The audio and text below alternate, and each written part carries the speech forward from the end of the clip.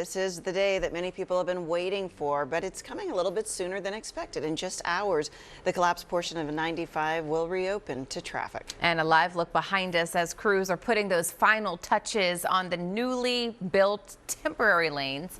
They've been working around the clock since the catastrophic collapse happened on June 11th. We have live team coverage all morning long. Corey Davis is standing by with how businesses impacted by construction can get some much needed help. But first up, Action News reporter Catherine Scott has been following the story all week. She joins us with what you need to know about today's reopening. Good morning, Catherine. Good morning, ladies. Yeah, they've been working nonstop since this happened. Multiple contractors. Yesterday, they were putting up signage, they were paving, getting ready to open the temporary lanes today. But expect traffic this morning to be especially bad around here as the final preparations are made.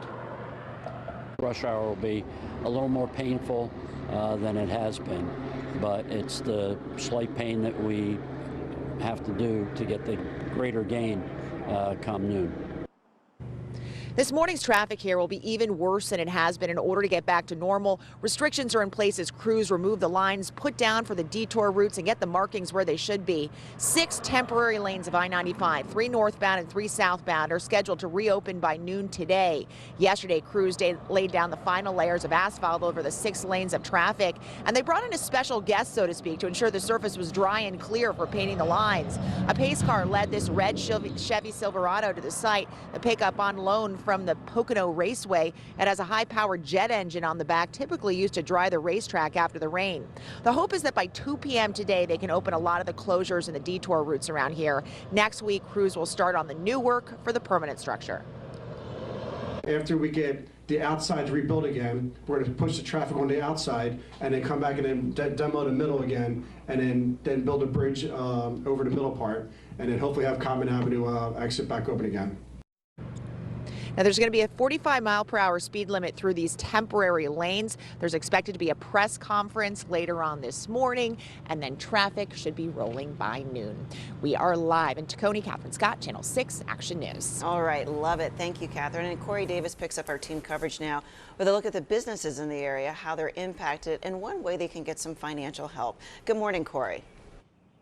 Hey, Tam, good morning. Yeah, business owners are excited about the potential of up to $20,000 in grant money. It has been a 12 long, hectic days for them. They were stunned the collapse even happened, but amazed that the temporary lanes are opening again so quickly. You can see behind us, though, they could still be impacted because lanes will have to be closed. In some areas, like out here along Princeton Avenue toward the direction of Keystone Street and State Road, businesses will be dealing with those potential detours as the permanent structures go up pretty soon, or start to be constructed pretty soon. The owner of Awesome Little Cupcake says the temporary reopening today, though, is at least a good start. It's been a little bit tumultuous, to say the least, for the last 2 weeks. It feels longer, but it's only been 2 weeks, but our street's been blocked off. You can get past the police officers if you just say something to them. They generally just let you down. But the traffic getting in and out, trying to find a parking spot's been insane because it's already a tight little neighborhood as it is.